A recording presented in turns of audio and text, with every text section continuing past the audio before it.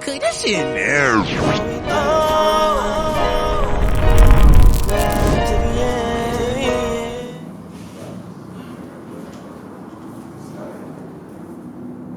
Pyro Traxx, 2 X's, you know what I mean? It's probably like, you know what I mean? Glad to have you here, rapper with steroids, you know what I mean? Now we taping and all that, you know what I mean? Now, you know I respect the bars, bro. I've been telling you that for a while. Like, nah, I ain't really can rap like that. I bet you was shit, I know you was spit like that. Yeah, I've been keeping it on the low. You know what I mean? Nah, I dig it.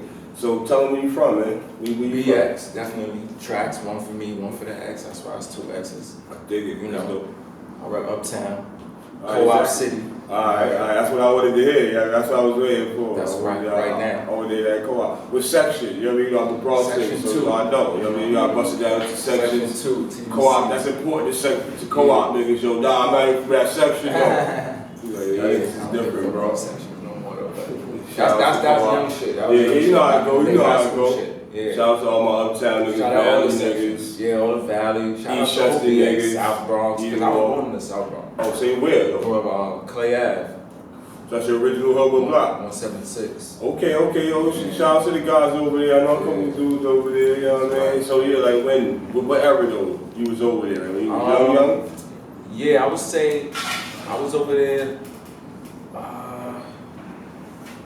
early, I would say late 80s, early 90s. 80s, Bobs? Yeah. Oh, so you know grimy Clay then? Yeah, Clay. They say Clay still grimy, niggas legendary. Yeah, but you know what I mean, you know. I'm topping. Okay. Anthony was over there. Weeks was down the block, and the concourse was right there. Okay, yeah, I know that area well. That's what's up. Facts. So that's hip hop heavy too. Yeah, I'm telling you, all my cousins rap. Yeah, that's hip hop heavy. You got a rich history of hip hop and things of that nature going on over there. You know what I mean? That's respectful. So what made you want to rap though? Honestly, the music shit was in my blood. Like my pops, I grew up watching my pops. Like he had his own equipment in the crib. Like we lived in a little basement and all that, but he had the piano, the mic, the speakers. Had his own setup. He was singing. He was a rapper or a deal? He was a singer? Singing, yeah. He so had the music was there. Yeah, he had his own group. It was out under Epic Records back in the day. So he had a deal? Yeah, in the 70s. PMB. Word? PMP, yeah, something like that. Yeah, he was really doing it. Yeah, he was really doing it. Yeah, this wasn't just, the nigga. He was actually in the group with Keith Sweat before that, and it was called Jamila. Oh, now we get to the nitty-gritty. Now we get to the nitty-gritty. This is the type of shit I like. So it's in my blood, so just watching him do music, like, it helped me discover my own, musical abilities. And have an understanding of where the spark might even came from. How does he feel about you doing music? He respect your shit? Fully supported it. He be listening to your shit and like, y'all rocking like, it's like that was a bar. Yeah, whole family, everybody, like, there's a lot of music in my family, but my main, influence came from him. Definitely. All right, as a rapper though, what rapper influenced you the most? Let's see, how I started, I was listening to a mixture of shit like KRS, Slick Rick, Bone Thugs, Nas. Alright, you eclectic. You're eclectic with it. I mean, good shit is good shit. That's how I am. I learned to develop my own style off of, artists are different, so it's cool to just, develop my own shit and do your thing. Just clone my own style for everything I take the best of that you like. You know what I mean? That's what real artists do. Take the meat, throw the bones, pull. Alright, so if you have a favorite artist, favorite rapper specifically, who would that be? You know what? I don't have a favorite because give me a top 5 of that.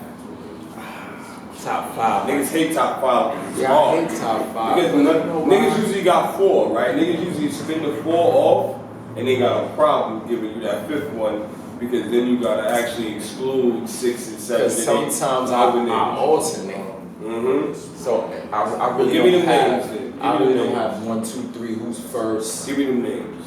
So you take a rap. Just give me the names. Rap. I put Big. He's one of the first niggas that had that ill flow switch. You couldn't catch his flow really. You didn't know where he was gonna go with it. You respect that. Jay, his wittiness. I even had Luda, That's I dope. respect. Cause most niggas will never hear that. You know what I'm saying? KRS, Freestyle Maniac. Even if he ain't have a song, he could rock the crowd with That's a fact. The illest shit is I've ever heard him say. I think it was a Beef DVD or something, where he said that every year he writes 16 like the top 5 or the top 10 Billboard niggas just to get busy and keep it smooth. I follow that. On battle rap. To me, that was dope. That's smart. That's smart. What made you get into battle rap specifically? I know you could do high a lot. school shit. The high school era, you know, Rough Riders was big at that time. And you know, I went to Truman High. And you know, it was heavy street team flow over there. Yeah, I remember the So, you know, I met a lot of people, but battling in the school was like, you know, you get the juice. They making beats on the table, and this nigga's battling. It was really like, yo, you don't know this nigga from this floor, and this nigga, shout out my nigga Skits, he's still around now, but he was in high school. There was a nigga named Charles. They called him like the cannabis of the school. And you know what I mean? Big words and shit. Yeah, big word nigga. Big word nigga. I've been called that sometimes. So, and I was on my fast flow shit, you know, cause you know, Dr. Harmony. Yeah, but you know, if I was gonna battle, nigga, I'd slow it down, cause sometimes I wasn't on no beats. They was just battling in the hallway. Yeah, I remember the days. To me, that's some of the best shit ever, though, bro. When I found out about the Verbal War Zone, they had hit me up because, you know, me and my nigga City and a couple of my niggas Splizzy, we was posting Freestyle Fridays every Friday. And a couple leagues was just liking it. So, you know, I'm going to the page, like, y'all never seen this league, and I've seen a lot of rappers and URL artists rhyming on these leagues. And I hit them up. I mean, I followed them, and then they started hitting me up, asking me, you know, what was going on. So I was like, okay, they battle on beat. That's what I used to do back in the day in high school. You know what I mean? I was doing all that. Fact. So I was like, you know what? This is my chance to really get into it because, you know, the music scene, how I actually am with lyricism, I don't really care to get on with no major labels, right? You know what I'm saying? I'm saying, honestly, it's not needed.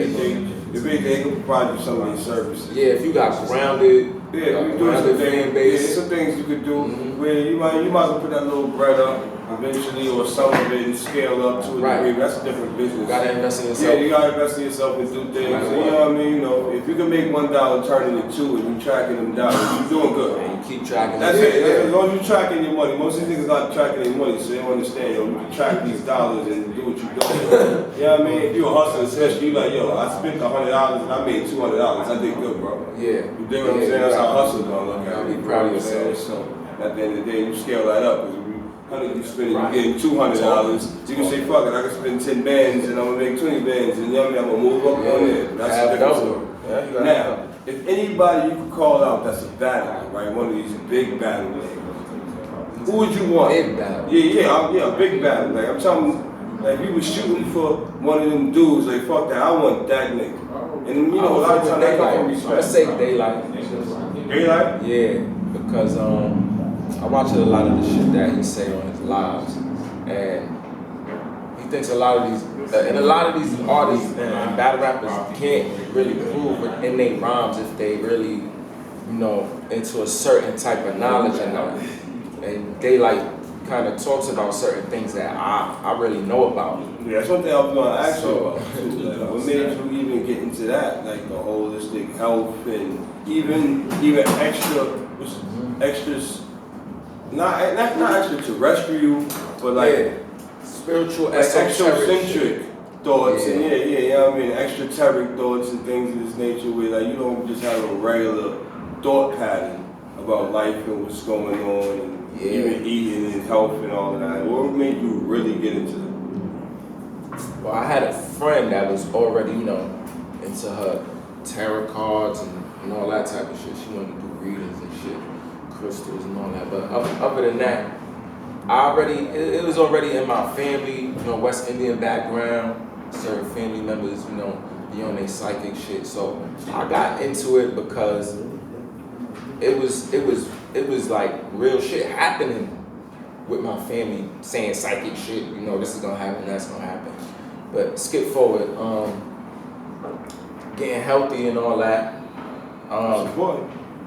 Shit, I would notice that eating certain shit would fuck up my stomach a certain way. You know, certain niggas is lactose intolerant. You don't know it until you fucking some wrong shit. But I would stop certain shit and I realized, I feel better, so I would stop something else. Okay, this feels better. Okay, now I got more energy. So that just kept going, and for the betterment of learning things, the more knowledge I got, the more smart I got with what I was doing, with what I was eating and what I was not. You felt better. That's it, man. You gotta do what's best for you. A lot of people tell me that though. A lot of people. Yeah, man. Well, yeah. What you got coming, man, for the people, and what can you look forward to from Pyro Traxx, man? Oh, I got an EP, LP, album. I like to call it whatever it is. It's a bunch of songs. Project. Together. Yeah, I got a project coming. Producers from my own camp, Rich Boss family. 24K family. Yeah, shout outs to y'all, definitely. I got a single out right now for me. And the name of the project, I got two names. The one I'm working on is Nothing Wasn't For Nothing. When you looking at putting it out? Shit. No date yet. First single you said you got out, what's the name? For me. Go get that. Check for that me, right real now. positive joint. You know what I mean? For me, everybody go check. For me. It's called For Me, Pyro Traxx, Pyro. Oh my God. Yeah, I mean, you got some bars for us later too, right? We got a little situation that we doing, and I mean, you wanted to, people actually in the, up for the prize, so. Yeah, I'm here for it. That's what I'm talking about, man. I'm glad you're here, man. I appreciate you coming through for Rap on Steroids, man. Doing your thing, man. It's definitely an honor to have you, my brother. Yes, you indeed. feel me? Salute. See you later, baby. Let's do it. All right. Yes. Damn, cook, that shit.